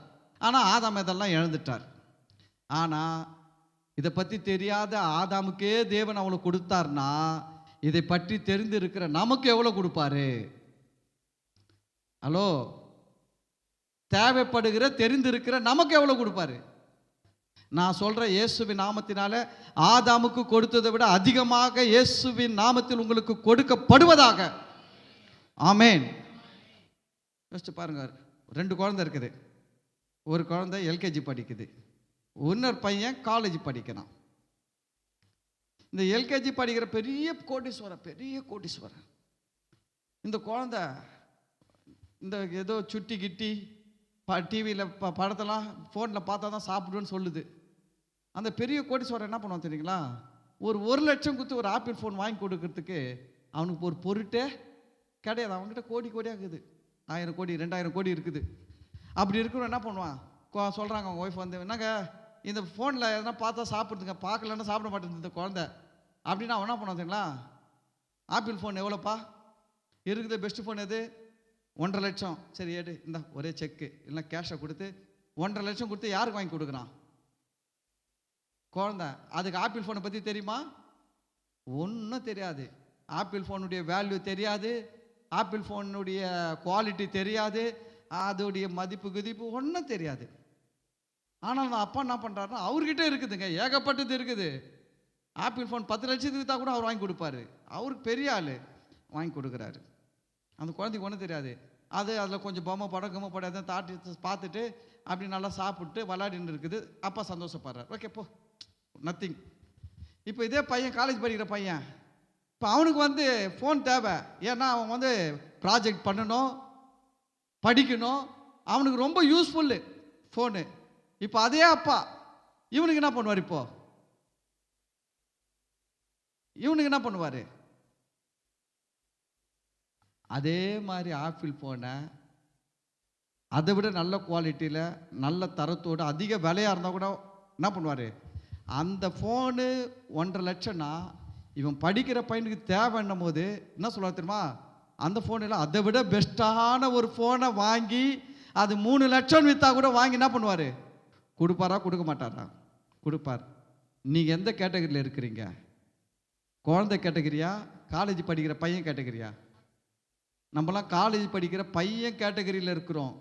நம்மக்கிட்ட தங்கத்தை கொடுத்தா இடம் வாங்குவோம், சபை கட்டுவோம், வீடை கட்டுவோம், 4 பேருக்கு நல்லது செய்வோம், எல்லாம் நிறைய செய்வோம். இப்போ அப்பா யாருக்கு கொடுக்க விரும்புவாரா? ஆதாமுக்கா நமக்கா? நமக்கு தான் நிறைய கொடுப்பார். பக்கத்தை பார்த்து சொல்லுங்க, ஆதாமுக்கு கொடுக்கறதை விட உங்களுக்கு நிறைய கொடுப்பது தேவனுடைய விருப்பம், தேவனுடைய சித்தம். அல்லேலூயா. வரும், வந்து கொண்டே இருக்கிறது. அல்லேலூயா. நான் படிக்கும் போதெல்லாம் அதான் யோசிச்சேன், இந்த ஆதாமுக்கு ஒன்றும் தெரியாத ஆளுக்கே இவ்வளோ கொடுத்து வச்சிருந்தாண்டா. நம்ம யோசிச்சு பாருங்க, ஆதாம் தேவனை துதிச்சாரா? தேவனை ஆராதிச்சாரா? தேவனை மகிமைப்படுத்தினாரா? எதனா செஞ்சாரா? ஒன்றுமே செய்யல. சும்மா இருக்கிற குழந்தைக்கே அவ்வளோ கொடுத்தாருனா இவ்வளோ செய்கிறோம். நான் சொல்கிறேன், நம்ம சர்ச்சு 2 கிரவுண்ட் இல்லை, 20 கிரவுண்ட் இடம் வாங்கி கட்டுவோம். அல்லேலூயா. ஆமாம், 2 கிரவுண்டில் அற்பமாக இருக்குது. வரும் தங்கங்கள், பொன் விளையும், தங்கம் வரும். அல்லேலூயா. பாருங்க, பிசாசு என்ன பண்ணுறான்னா, முதல்ல பாருங்க, இதை நீங்கள் கேட்குறீங்க. இப்போ கேட்ட உடனே உங்களுக்கு என்ன வருது? கோல்டு நல்லதுன்னு முடிவு பண்ணுறீங்க. கோல்டு வந்தால் நம்ம பெருமையாக இருக்கக்கூடாதுன்னு முடிவு பண்ணுறீங்க. கோல்டு வந்தால் அதை பயன்படுத்தி தேவனுக்காக என்ன பண்ணணும்? அதை பயன்படுத்தணும். தேவனுடைய ராஜ்யத்துக்காக, தேவனுடைய நாமத்தின் மகிமைக்காக அதெல்லாம் என்ன பண்ணணும்? யூஸ் பண்ணணும்னு நீங்கள் நினைக்கும் போது கர்த்தர் உங்களுக்கு கொடுப்பார். ஏன்னா இந்த எண்ணெய் வந்த பேர் தான் கொடுப்பார். இந்த எண்ணெய் வரதுக்கு முன்னாடி உங்களுக்கு கொடுத்தா நீங்கள் என்ன பண்ணுவீங்கன்னா ஆதாம் மாதிரி இருப்பீங்க. ஆதாம் இருக்கிற இடத்துல கோல்டு விளைஞ்சுது. அவனா ஒரு நாள் ஒரு செயின் செஞ்சே போடலை, ஒரு நாள் ஒரு மோதிரம் செஞ்சும் போடலை. ஆனால் கோல்டு பார்த்து என்ன பண்ணுது? விளைஞ்சிக்கினே இருக்குது, பெருகி கொண்டே இருக்குது. ஆனால் அதை யூஸ் பண்ணவே இல்லை. ஆனால் யார் யூஸ் பண்ணுவாங்கன்னா, அந்த நாலேஜ், அந்த விருப்பம் இருக்கிறவங்க தான் பயன்படுத்துவாங்க. கர்த்தர் இப்போ என்ன பண்ணுறாருன்னா, உங்களுக்கும் எனக்கும் அந்த விருப்பத்தை கொடுக்குறார். ஏன்னா நீங்கள் அந்த விருப்பம் வந்தால் தான் பின்னாடி அந்த ஆசீர்வாதம் உங்களுக்கு வரும். எப்பயுமே ஆண்டவர் கொடுக்குறது. சுகம் கூட எப்போ வரும்னு கேட்டிங்கன்னா, நான் சுகமாக இருக்க விரும்புகிறேன் நீங்கள் விரும்பினா தான் சுகம் வரும். நீங்கள் விரும்பாத பட்சத்தில் அது சும்மா இருக்கும், அது அங்கே விளைஞ்சிக்கின்னு இருக்கும், கழுத்தில் தொங்காது. அது அங்கே விளைஞ்சின்னு இருக்கும், கையில் வந்து மாட்டாது மோந்திரமா. ஆனால் அது பாட்டு விளைஞ்சிக்கினே இருக்கும். ஆனால் அந்த விருப்பம் வரும்பொழுது அது கழுத்தில் வந்து தொங்கும். அதுபோல் தான் ஆரோக்கியம், சுகம், ஆசீர்வாதம், வெற்றி, உயர்வு, எல்லாமே வரங்கள், வல்லமைகள், இது எல்லாமே நீங்கள் அறிந்து கொள்ளும் பொழுது தான் அதை விசுவாசிக்க ஆரம்பிப்பீங்க. நீங்கள் அறிந்து கொள்ளும் போது விரும்புவீர்கள், விசுவாசிப்பீர்கள். அப்பொழுது அது உங்கள் வாழ்க்கையில் உங்களுக்கு வந்து சேரும். அல்லேலூயா, அல்லேலூயா. ஆனால் பிசாசு இந்த இடத்துல கவனிக்க வேண்டிய விஷயம் என்னன்னா, இன்னைக்கு பிசாசு கிறிஸ்துவ கம்யூனிட்டியே பார்த்தீங்கன்னா எதில் அடைச்சி வச்சிருக்கிறான்? கோல்டு போட்டவன்லாம் பரிசுத்தம் இல்லாதவன், கோல்டு போடாதவன்லாம் பரிசுத்தவான். அப்படின்னா கோல்டு பாவம் தப்புனா, ஏதேன் தோட்டத்தில் ஆண்டவர் என்ன பண்ணிருக்க மாட்டாரு? கோல்டே வச்சிருக்க மாட்டாரு. ஒரு சின்ன குண்டுமணி கோல்டு கூட என்ன பண்ணிருக்காது ஏதேன் தோட்டத்தில் ஆண்டவர் வச்சே இருக்க மாட்டார். ஒரு சின்ன குண்டுமணி கூட வச்சிருக்க மாட்டாரு. ஆனால் ஆண்டவர் தெரியும் கோல்டு நல்லது. ஆண்டவரே என்ன சொல்றாரு? அந்த அடுத்த வசனம் என்ன சொல்றது? அந்த தேசத்தின் பொன் நல்லது. அல்லேலூயா. கர்த்தர் எதை நல்லதுன்னு சொல்றாரோ அதை இந்த உலகம் கெட்டதுன்னு சொல்லும். அதுவும் கிறிஸ்துவ உலகம் ரொம்ப சொல்லுது, கோல்டெல்லாம் கெட்டது, அதெல்லாம் தப்பு அப்படின்ட்டு. அதுக்கு அடுத்தது பாருங்க, அவ்விடத்திலே பிதோலாகும் கோமெத கல்லும் உண்டு. இதெல்லாம் என்னென்ன தெரியல எனக்கு, முன்ன பின்ன கூட பார்த்தது கிடையாது. நான் ஆதாம் போல இருக்கிறேன். பிதோலாகு, கோமெத கல், வைரம், வைடூரியம், ஏதோ வைரம்லாம் கொஞ்சம் பார்த்துருக்குறேன். இன்னும் நிறைய சொல்கிறாங்க, மரகதம், மாணிக்கம், சுகந்தி, எஸ்பின்ட்டு, அதெல்லாம் இன்னும் பார்க்கல. கண்டிப்பாக வாழ்நாளில் எல்லாத்தையும் பார்த்துருவேன். ஒன்றையும் பார்க்காம போக போகிறது கிடையாது. பார்த்து எல்லாத்தையும் அனுபவிச்சுட்டு அவர் போய் சந்திக்கணும். ஏன்னா அவர் சொல்லுவார், மகனே உனக்காக இதெல்லாம் வச்சிருந்தேன்னு பார்த்தியான்னு கேட்பாரு. எங்க ஆண்டவரே அதெல்லாம் தப்புடா அவர் சொல்லுவார். அங்கே போய் சொல்லுவார் அதெல்லாம் தப்புன்னு யார் சொல்லிச்சு? ஆதாம் கிட்ட கேட்டார்ல, ஆதாம் என்ன சொன்னார்? நான் நிர்வாணியாக இருக்கிறேன்னு சொன்னார். ஆண்டவர் என்ன கேட்டாரு, நீ நிர்வாணி என்று உனக்கு அறிவித்தவன் யார்? அது போல கேட்பாரு. அதெல்லாம் தப்பு ஆண்டவரே, கோல்டுலாம் பாவம், கோமேதகம், மரகதம், மாணிக்கம், வைரம், வைடூரியெல்லாம் பாவம்னா அவர் கேட்பாரு, உனக்கு இப்படி சொன்னவன் யார்? அப்படி சொன்னவன் யாரு? சாத்தான். அதை அறிவித்தவன் யாரு? சாத்தான். நீ நிர்வாணி என்று உனக்கு அறிவித்தவன் யார்? சாத்தான். புரியுதுங்களா? அதனால சொல்றேன், கோல்டெல்லாம் தப்பு கிடையாது. சில கிறிஸ்தவங்க கோல்டெல்லாம் தப்புன்னு சொன்னால் ஒன்றுமே விட்டுறாதீங்க, அவரை விட்டுடுங்க. அவங்க அப்படியே போட்டோம். அவங்கள நீங்கள் திருத்தவே முடியாது. அவங்கள திருத்தணும்னு நினச்சிங்க, அவங்களுக்கு கொஞ்சம் பேசுங்க, ஹலோ அப்படின்னு அது கூட கட் ஆகிடும். விட்டுடுங்க. ஒரே வார்த்தை, எனக்கு விருப்பம் இருக்குது, பைபிளில் எங்கேயுமே இதெல்லாம் தப்புன்னு சொல்லலை, வேணா நல்லதுன்னு சொல்லி இருக்குது, நான் உன வசனம் காட்டுறேன். தேசத்தின் பொண்ணு நல்லதுன்னு சொல்றதுக்கு வசனம் இருக்குது. 13வது வசனம், 12வது வசனம் இருக்குது இல்லை? பொண்ணு நல்லதுன்றதுக்கு வசனம் இருக்குது, பொண்ணு கெட்டதுன்றதுக்கு வசனம் இல்லை. கோல்டு எப்போ கெட்டதா ஆச்சு அப்படின்னா, இந்த ஜனங்கள், இஸ்ரவேல் ஜனங்கள் ஆண்டவர் கொடுத்த தங்கத்தெல்லாம் எடுத்துன்னு போயிட்டு விக்கிரகம் செஞ்சு வணங்கினா. அதனால்தான் அந்த விக்கிரகமாய் மாற்றப்பட்ட கோல்டு தான் தப்பாச்ச ஒழிய, அதுக்கு முன்னாடி வரைக்கும் கோல்டு தப்பாகலை. அந்த கொடுக்கப்பட்ட கோல்டை மாற்றிக்கின்னு ஒய்யாரமாக திரிஞ்சாங்களாம். இந்த கோல்டெல்லாம் போட்டு எப்படி திரிஞ்சாங்களாம்? பெருமையில் மிதந்தாங்க. அப்போ தான் கர்த்தர் கோவப்பட்டார். அது வரைக்கும் கோவப்படல. புரியுதுங்களா? அதுக்கு தான் நான் ஆரம்பத்தில் சொன்னேன், நீங்கள் அது கோல்டை யூஸ் பண்ணி சந்தோஷப்படுங்க, தப்பு கிடையாதுங்க. நல்லா கோல்டு வைங்க, நல்லா வச்சுக்கோங்க.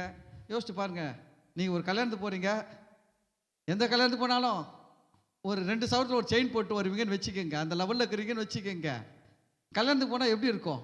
நீங்கள் போனீங்கன்னா கல்யாணம் நடத்துருங்க, நீங்கள் எப்போ வருவீங்கன்னு வெயிட் பண்ணி இருப்பாங்க. பந்திக்கு போய் நீங்கள் லைனில் நிற்க வேண்டாங்க, உங்களுக்கு அப்புறம் தான் பந்தியே தொடங்கும் இல்லையா?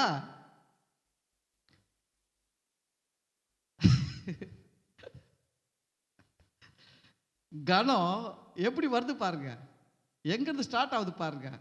ஆனால் நம்ம என்ன பண்ணுறோம்?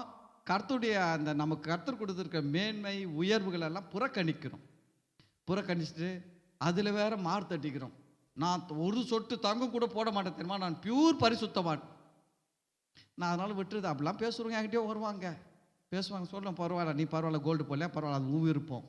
வசனம் சொல்லுது, மாம்சம் புசியாமல் இருக்கிறவன் மாம்சம் புசிக்கிறவனை குற்றமாய் எண்ணக்கூடாது, குறை சொல்லக்கூடாது.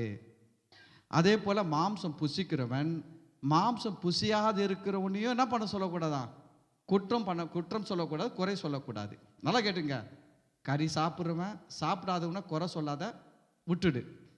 கறி சாப்பிடாதவன் சாப்பிட்றவன் என்ன பண்ணாத, குறை சொல்லாத. சொல்லிட்டு பவுல் எழுதுறாரு, அவருடைய மனசாட்சி பலவீனமாக இருப்பதினால் அவர்கள் மாம்சம் புசியாமல் இருக்கிறார்கள். ஹலோ, யார் மாம்சம் புசியாமல் இருக்கிறானா? அவனுடைய மனசு எப்படி இருக்குதான்? பலவீனமாக இருக்குதான். அவருடைய மனசாட்சியெல்லாம் எப்படி இருக்குதான்? பலவீனமாக இருக்கிறதுனால அவன் கறி சாப்பிடாம இருக்கிறானா? ஹலோ, அப்போ கறி சாப்பிட்றவன் எப்படி இருக்குதா மனசுல எல்லாம்? ஹலோ, கறி சாப்பிட்றதுக்குள்ள பெரிய ஆள்டா. நான் சொல்ல, பவுல் சொல்லி இருக்கிறாரு, நான் ஒன்னும் பைபிள் ஆதாரம் காட்டுறேன். அவருடைய மனசாட்சி பலவீனமா இருப்பதனால அவர்கள் மரக்கறிகளை மட்டும் புசிக்கிறார்கள். மனசாட்சி பலவீனமா இல்லாம நல்ல பலமா இருக்கிறவன் அவன் எல்லா கறியும் புசிக்கிறான், பன்னி கறியும் சேர்த்து சாப்பிட்றான். கிறிஸ்தவர்கள் பன்னி கறி சாப்பிடலாமா? சாப்பிடலாம், தப்பு கிடையாது. இல்லை பாஸ்டர், பைபிளில் போட்டுக்குது பன்னிக்கறி சாப்பிடக்கூடாது, பழைய ஏற்பாட்டு யூதனுக்கு போட்டுக்குது, நீ பன்னிக்கறி சாப்பிடக்கூடாது அப்படி பண்ணினா நீ போய் சுன்னத் பண்ணிக்கணும். ஹலோ, எப்படி சௌகரியம்? நீ அந்த ரூல்ஸில் போட்டினா நீ முதல்ல எங்கே போனோம்? எல்லாம் தர்காக்கு போவீங்களோ ஹாஸ்பிட்டல் போவீங்களோ தெரியாது. அதனால கிறிஸ்தவங்களுக்கு இப்படி போட்டாச்சு. அவர் அது பழைய உடன்படிக்கை. அதுலேருந்து வெளியில் வந்துட்டோம். இப்போ எங்கே இருக்கிறோம்? புதிய உடன்படிக்கையில் இருக்கிறோம். அல்லேலூயா. ஏதேன் தோட்டத்தில் இருக்கிறோம். ஏதேன் தோட்டத்துக்கு வெளியில தான் பன்னி கறி சாப்பிடக்கூடாதுலாம். தோட்டத்துக்குள்ளே அடித்து பூசி எல்லாம் உனக்கு தான். அல்லேலூயா. சரி, அப்போ கோல்டு இஸ் குட். பொன் நல்லது. ஆமென். கோல்டு நல்லது. அதனால் யாருன்னா கோல்டு போடாமல் இருந்தால் அவன் பரிசுத்தவன் கிடையாது. அவன் மனசாட்சி பலவீனமாக இருக்கிறதுனால அவன் போடாமல் இருக்கிறான். அவனுக்கு என்னென்ன போட்டான்னா அந்த மனசாட்சி குத்துது அவனுக்கு. ஐயோ கோல்டு போட்டுட்டேன், பாவம் செஞ்சிட்டேன். நீங்களாம் மனசாட்சியில் பலமாக இருக்கிறதுனால கோல்டு போட்டாலோ கர்த்தர் என்னை நேசிக்கிறார், அவர் என்னை கைவிட மாட்டார், அவர் என்னை விட்டு விலகுவதும் இல்லை, என்னை கைவிடுவதும் இல்லை அப்படின்னு இருக்கிறீங்க. இதில் யாருங்க சூப்பரு? கோல்டு போடாதவங்க சூப்பரா, கோல்டு போட்டுருக்கணும் சூப்பரா? எல்லாம் கோல்டு போடுறீங்க. கோல்டு இல்லாதவங்களுக்கு கோல்டு வருவதாக. நிறைய கோல்டு இருக்கிறவங்க காடிகை பெட்டியில் போடுவார்களா?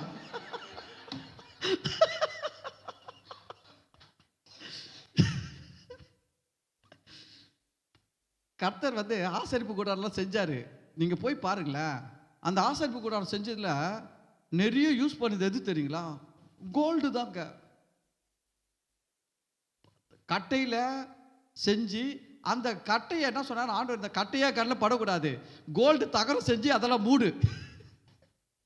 கட்டையிலே கண்ணில் என்ன படக்கூடாது, கட்டையே படக்கூடாது. எல்லாம் என்ன பண்ணோம், கோல்டு தகரம் செஞ்சு கோல்டை தகரமாக அடித்து அதையெல்லாம் மூடி வையா. அவர் பார்க்குறாரு. பார்த்த உடனே எப்படி இருக்குது? கோல்டு மாதிரி. அப்போ அவருக்கு என்ன ஒரு இது வருத்துமா? ஓ, பரலோகம் மாதிரி இருக்குது. ஏன்னா பரலோகமும் எப்படி இருக்குது? கோல்டால் நிரம்பி இருக்குது. நம்ம தங்குற இடமும் எப்படி இருக்குது? கோல்டாக இருக்குது. ஓகே அப்படின்ட்டு போகிறாரு. Gold is good. சரி, யாருன்னா வருவாங்க? இப்போ கேட்டு போகிறீங்களா? யாருன்னா வருவாங்க? நகையெல்லாம் துறந்தால்தான் பரலோகத்தில் விடுவாங்க, எல்லாம் நகை போட்டிருந்தா நிறுத்திடுவாங்கன்ட்டு நீ சொல்கிறேன். நான் போய் பார்த்துக்கிறேன், நீங்கள் அங்கே என்னை சந்திப்பீங்கன்ட்டு. சரி, இப்படி தேவன் எல்லாவற்றையும் வச்சாரு. கடைசியாக பார்த்தீங்கன்னா 13வது வசனம், தேவனாகிய கர்த்தர் மனுஷனை ஏதேன் தோட்டத்தில் அழைத்து கொண்டு எப்படி வந்தாரா? அழைத்து கொண்டு வர்றார். அழைத்து கொண்டு வர்றாருன்னா என்ன தெரியுங்களா? கையை பிடிச்சி கூப்பிட்டு வர்றாருங்க. ஆண்டவர் என்ன பண்ணுறாரு? கையை பிடிச்சி கூப்பிட்டு வர்றாரு. நான் சொல்கிறேன், உங்கள் ஒவ்வொருத்தருடைய வாழ்க்கையிலையும் அந்த ஏதேன் தோட்டத்தின் வாழ்வை நீங்கள் அனுபவிக்கும்படியாக கர்த்தர் உங்கள் கரங்களை பிடித்து அழைத்து கொண்டு நடத்துவார். அல்லேலூயா. அதெல்லாம் படிக்கும்போது அப்படியே ஜிவ்வுனுது. ஆதாமுக்கு தெரியல இப்படிலாம் ஒரு வாழ்க்கை இருக்குதுன்ட்டு. கர்த்தர் கையை பிடிச்சி என்ன பண்ணுறாரு தெரியுங்களா? அழைத்துன்னு வர்றாரு. வயா வயா. சில பேர் அப்போல்லாம் ரட்சிக்கப்படாதப்போ சில நல்ல படங்கள்லாம் போட்டிருப்பானுங்க. போஸ்டரில் சரியாக இருக்காது. படம் நல்லா இருக்கும், வால் போஸ்டர் எப்படி இருக்காது? சரியாகவே இருக்காது. பார்த்தா என்னமோ மொக்க படம் மாதிரி இருக்கும். ஆனால் இந்த ஃப்ரெண்டுங்க போய் பார்த்தான்னு பாருங்க, அவன் கையை பிடிச்சிப்பான் கெட்டியா. வந்து பாடுறா வாடா வாடா. நான் சொல்ல, ஏய் நல்லாவே இல்லாத மாதிரி இருக்கிறா, வேணாடா வேற படத்துக்கு போகலாடா. இல்லைடா வாடா வாடா வாடா வாடா அப்படின்னு கூப்பிட்டு போயிட்டு அங்கே உட்கார வச்சு அந்த படத்தை பார்த்து நம்ம சந்தோஷப்படுறத பார்த்து அவன் சந்தோஷப்படுவான். இது மனுஷன். கர்த்தர் அப்படி படத்துக்கு கொண்டு போக மாட்டாரு. அவர் ஆசீர்வாதங்களுக்குள்ள நம்மை கொண்டு போய் வைத்து அந்த ஆசீர்வாதங்களை நாம் அனுபவிப்பதை பார்த்து அவர் சந்தோஷப்படுகிற தேவன். அல்லேலூயா. அழைத்து கொண்டு அதை பண்படுத்தவும் அதை காக்கவும் வைத்தார். ஹேண்ட் ஓவர் பண்ணிட்டாரு. ஆதாம் கிட்ட என்ன பண்ணிட்டாரு? தோட்டத்தை ஹேண்ட் ஓவர் பண்ணிட்டாரு. இதெல்லாம் யாருக்கு சொந்தம்? நீ தான் ஆதாம். இன்னைக்கு என்ன சாப்பிட போற? ஆப்பிளா? உன் இஷ்டம் தான், சாப்பிட்டுக்கோ. நீ இதெல்லாம் இன்னைக்கு என்ன பண்ண இருக்கு? ஜெபம் பண்ணி முட்டி போட்டு, ஆண்டவரே ஆப்பிளும் இருக்குது, ஆரஞ்சியும் இருக்கிறது, அடியேன் எதையை புசிக்க வேண்டும், ஒரு சொப்பனத்திலாவது தரிசனத்திலாவது ஊரின் தும்மிமிலாவது அடியனுக்கு வெளிப்படுத்த ஜெபிக்கிறேன் அவர் சொல்றாரு. உனக்கு எது விருப்பம்? இன்னைக்கு ஆப்பிள் சாப்பிடணும்னு நினைக்கிறேன், சாப்பிட்டுக்கோ. நத்திங், எனக்கு ஒன்றும் ப்ராப்ளமே கிடையாது. நீ ஆப்பிள் சாப்பிட்றதுனால எனக்கு எந்த ப்ராப்ளமும் கிடையாது. இல்லை ஆப்பிள் நிறுத்திட்டு ஆரஞ்சு சாப்பிட்றதுனால எனக்கு எந்த ப்ராப்ளமும் கிடையாது. நீ என் வார்த்தைக்கு கீழ்ப்படிஞ்சிரு. மெயின் ப்ராப்ளம் அதுதான். என் வார்த்தைக்கு கீழ்ப்படி, மற்றதெல்லாம் நீ இஷ்டப்படி சாப்பிடு. இல்லை, அவருடைய வார்த்தை என்ன? அந்த நன்மை தீமை அறியத்தக்க கனியை புசிக்காத. இப்போ நமக்கெல்லாம் இருக்கிறதுல என்ன தெரியுங்களா? விக்கிரக ஆராதனை மட்டும் பண்ணக்கூடாதுங்க. நமக்கு இருக்கிற தேவனுடைய வார்த்தை என்ன தெரியுங்களா? விக்கிரகத்துக்கு மட்டும் நம்ம எந்த காரணத்தை கொண்டு என்ன பண்ணக்கூடாது, அந்த பக்கம் கூட போகக்கூடாது, சும்மா கூட எட்டி பார்க்கக்கூடாது, தேவையே கிடையாது. விக்கிரகங்களை முழுசா வெறுத்து வெளியில வந்து நீங்க கர்த்தருக்குள்ள வாழ்கிற வாழ்க்கையில நீங்க எதை புசிச்சாலும் தேவன் அதில் சந்தோஷப்படுகிறார் வழிய அதில் அவர் வருத்தப்படுறதும் இல்லை, கேள்வி கேட்கறதும் இல்லை. வசனம் சொல்லுது 16, தேவனாகிய கர்த்தர் மனுஷனை நோக்கி, நீ தோட்டத்தில் உள்ள சகல விருட்சத்தின் கனியையும் புசிக்கவே புசிக்கலாம், எல்லாம் உனக்கு குத்தாச்சு, என்ஜாயின்ட்டாரு. அல்லேலூயா. அதனால கோல்டை பற்றி தெரியாத ஆதாமுக்கே தேவன் இவ்வளோ கொடுத்தாருன்னா அதை பற்றி தெரியும், விரும்புகிறோம், வாஞ்சிக்கிறோம், யூஸ் பண்ணுவோம், சந்தோஷப்படுவோம். அப்போ நமக்கு எவ்வளோ கொடுப்பாரு? நிறைய கொடுப்பார். நீங்கள் வந்தவங்களாம் பாக்கியவான்கள். ஏன்னா கோல்டு பிளஸ்ஸிங் வாங்கி போகிறீங்க. ஒரே ஒரு சவரம் வச்சுருக்கிறவங்களாம் பாருங்கள், அடுத்த மாதம் வந்து சாட்சி சொல்லுவீங்க, 2 சவரம் எக்ஸ்ட்ரா வாங்கிட்டேன் பாஸ்டர்ன்ட்டு. பொய் சொல்ல, உண்மையில வாங்குவீங்க. எப்படி வாங்குவீங்க? அதனை பற்றி நீங்கள் கவலைப்படுறீங்க. ஏதோ தோட்டத்தில் என்ன வளரும்? பொண்ணு வளைஞ்சிக்கினே இருக்கும், அது பெருகிக்கின்னு தான் இருக்கும், கோல்டு பெருகிக்கின்னு தான் இருக்கும். எங்கள் லைஃப்பில் சொல்கிறேன் கேளுங்க, கிட்டத்தட்ட ஒரு 15-16 சவரம் நினைக்கிறேன். அவ்வளோ இருக்குமா? கம்மியாக இருக்குமா?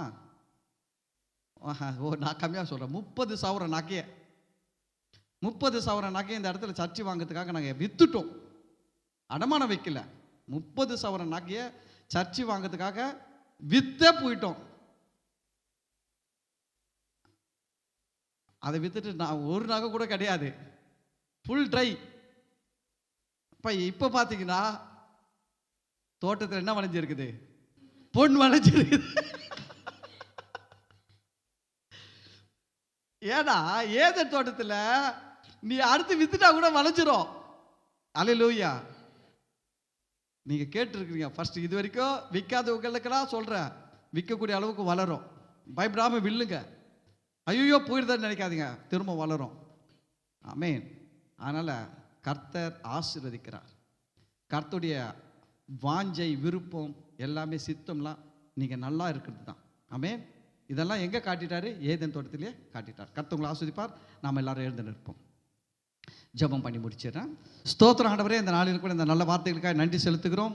ஆண்டவரே அப்பா, நீங்கள் ஏதேன் தோட்டத்தில் வைத்த நன்மைகள் எல்லாம் நாங்கள் பார்க்கும்பொழுது ஆண்டவரே நீர் எவ்வளவு நல்லவராக இருக்கிறீர். ஆண்டவரே நீர் எவ்வளவு எங்கள் மேலே அன்புள்ளவராக இருக்கிறீர். ஆண்டவரே நாங்கள் இதையெல்லாம் அனுபவிக்க வேண்டும் என்பதில் நீர் ஆண்டவரே எங்களுக்காக சந்தோஷப்படுகிற தேவனாக இருக்கிறீங்க. ஆண்டவரே தங்கத்தை பற்றி பொன்னை பற்றி அறியாத ஆதாமுக்கே அவ்வளோ கொடுப்பீங்கன்னா ஆண்டவரே அதை பற்றி அறிந்து அதன் மேல் அப்பா ஆசை, அப்பா அதன் மேலே விருப்பம், அதை பயன்படுத்த வேண்டும் என்கிற தாகம் இருக்கிற எங்களுக்கு எங்கள் வாழ்க்கையில் நீங்கள் அதிகமாய் கொடுக்க ஆண்டவரே நீர் ஐஸ்வர்ய சம்பனராய் இருக்கிறீர். ஆண்டவரே நீர் மகா பெரியவராய் இருக்கிறீர். ஆண்டவரே இந்த இடத்துல இருக்கிறவங்களை ஒவ்வொருத்தரையும் இயேசுவின் நாமத்தில் பிளஸ் பண்ணுறேன். ஆண்டவரே அந்த ஏதேன் தோட்டத்தில் ஆண்டவரே அந்த தேசத்தில் ஆவிலா தேசத்தில் பொன் விளைந்தது என்று வாசிக்கிறோமே, இயேசுவின் நாமத்தில் ஒவ்வொருத்தருடைய வாழ்க்கையில் இயேசுவின் நாமத்தில் அந்த இப்படிப்பட்ட ஆசீர்வாதம் உண்டாவதாக, பொன் விளையக்கூடிய ஆசீர்வாதம் உண்டாவதாக. நாளுக்கு நாள் இவங்க வாழ்க்கையில் கோல்டு பெருகுவதாக, தங்கங்கள் பெருகுவதாக. ஆண்டவரே எத்தனை சவரம் போயிருந்தாலும் அதை விட அதிகமான சவரன்கள் ஆசீர்வாதங்கள் இவர்களுக்கு வருவதாக என்று இயேசுவின் நாமத்தினால கோல்டு உண்டு பண்ணுகிற ஆசீர்வாதத்தினால் ஆசீர்வதிக்கிறேன். ஆண்டவரே அந்த கோல்டு பிளெஸிங்ஸ் உண்டாவதாக. அப்பா இந்த நாளில் இந்த வார்த்தைகளை கேட்ட பிள்ளைகளோடு பேசுங்க. எல்லா அவிசுவாசங்கள் அவநம்பிக்கைகள்லாம் நீங்கி போகட்டும். தங்கம் தவறு என்கிற எண்ணம் மறையட்டும். தங்கம் பரிசுத்தத்தை கெடுக்கிறது என்கிற எண்ணம் மறையட்டும். ஆண்டவரே பரிசுத்தத்துக்கும் தங்கத்துக்கும் எந்த தொடர்பும் இல்லை என்பதை அறிந்து புரிந்து இவர்கள் வாழ கர்த்தருடைய கிருபை உண்டாக்கட்டும். தொடர்ந்து அப்பா இந்த நாளில் வந்து கலந்து கொண்ட ஒவ்வொரு பிள்ளைகளையும் ஆசீர்வதிங்க. எங்களை தாழ்த்துகிறோம், உங்கள் பரிசுத்த கரத்தில் ஒப்புக் கொடுக்கிறோம். இந்த ஆராதனையின் மூலம் வருகிற துதிகன மகிமை மாட்சிமைகளை உமக்கு செலுத்துகிறோம். ஆண்டவராக இயேசு கிறிஸ்துவின் நாமத்தில் ஜெபிக்கிறோம், நன்றி செலுத்துகிறோம் நல்ல பிதாவே, ஆமேன். என் ஆத்துமாவே கர்த்தரை ஸ்தோத்திரி, என் முழுவலுமே அவர் பரிசுத்த நாமத்தை ஸ்தோத்திரி. என் ஆத்துமாவே கர்த்தரை ஸ்தோத்திரி, கர்த்தர் செய்த சகல உபகாரங்களை மறவாதே, ஆமேன். பிதாவாகிய தேவனுடைய அன்பும் கர்த்தராகிய இயேசு கிறிஸ்துவின் கிருபையும் பரிசுத்த ஆவியினுடைய அந்யோன்யமும் ஐக்கியமும் ஆசீர்வாதமும் வழிநடத்துதலும் இப்பொழுதும் ஆண்டவராகிய இயேசு கிறிஸ்துவின் வருகை வரையிலும் நம் அனைவரோடும் கூட இருப்பதாக, ஆமேன். ஹல்லேலூயா. ஹalleluya ஹalleluya. கர்த்தர் உங்களை எல்லாரையும் ஆஸ்வதிப்பாராக. God bless you, God bless you.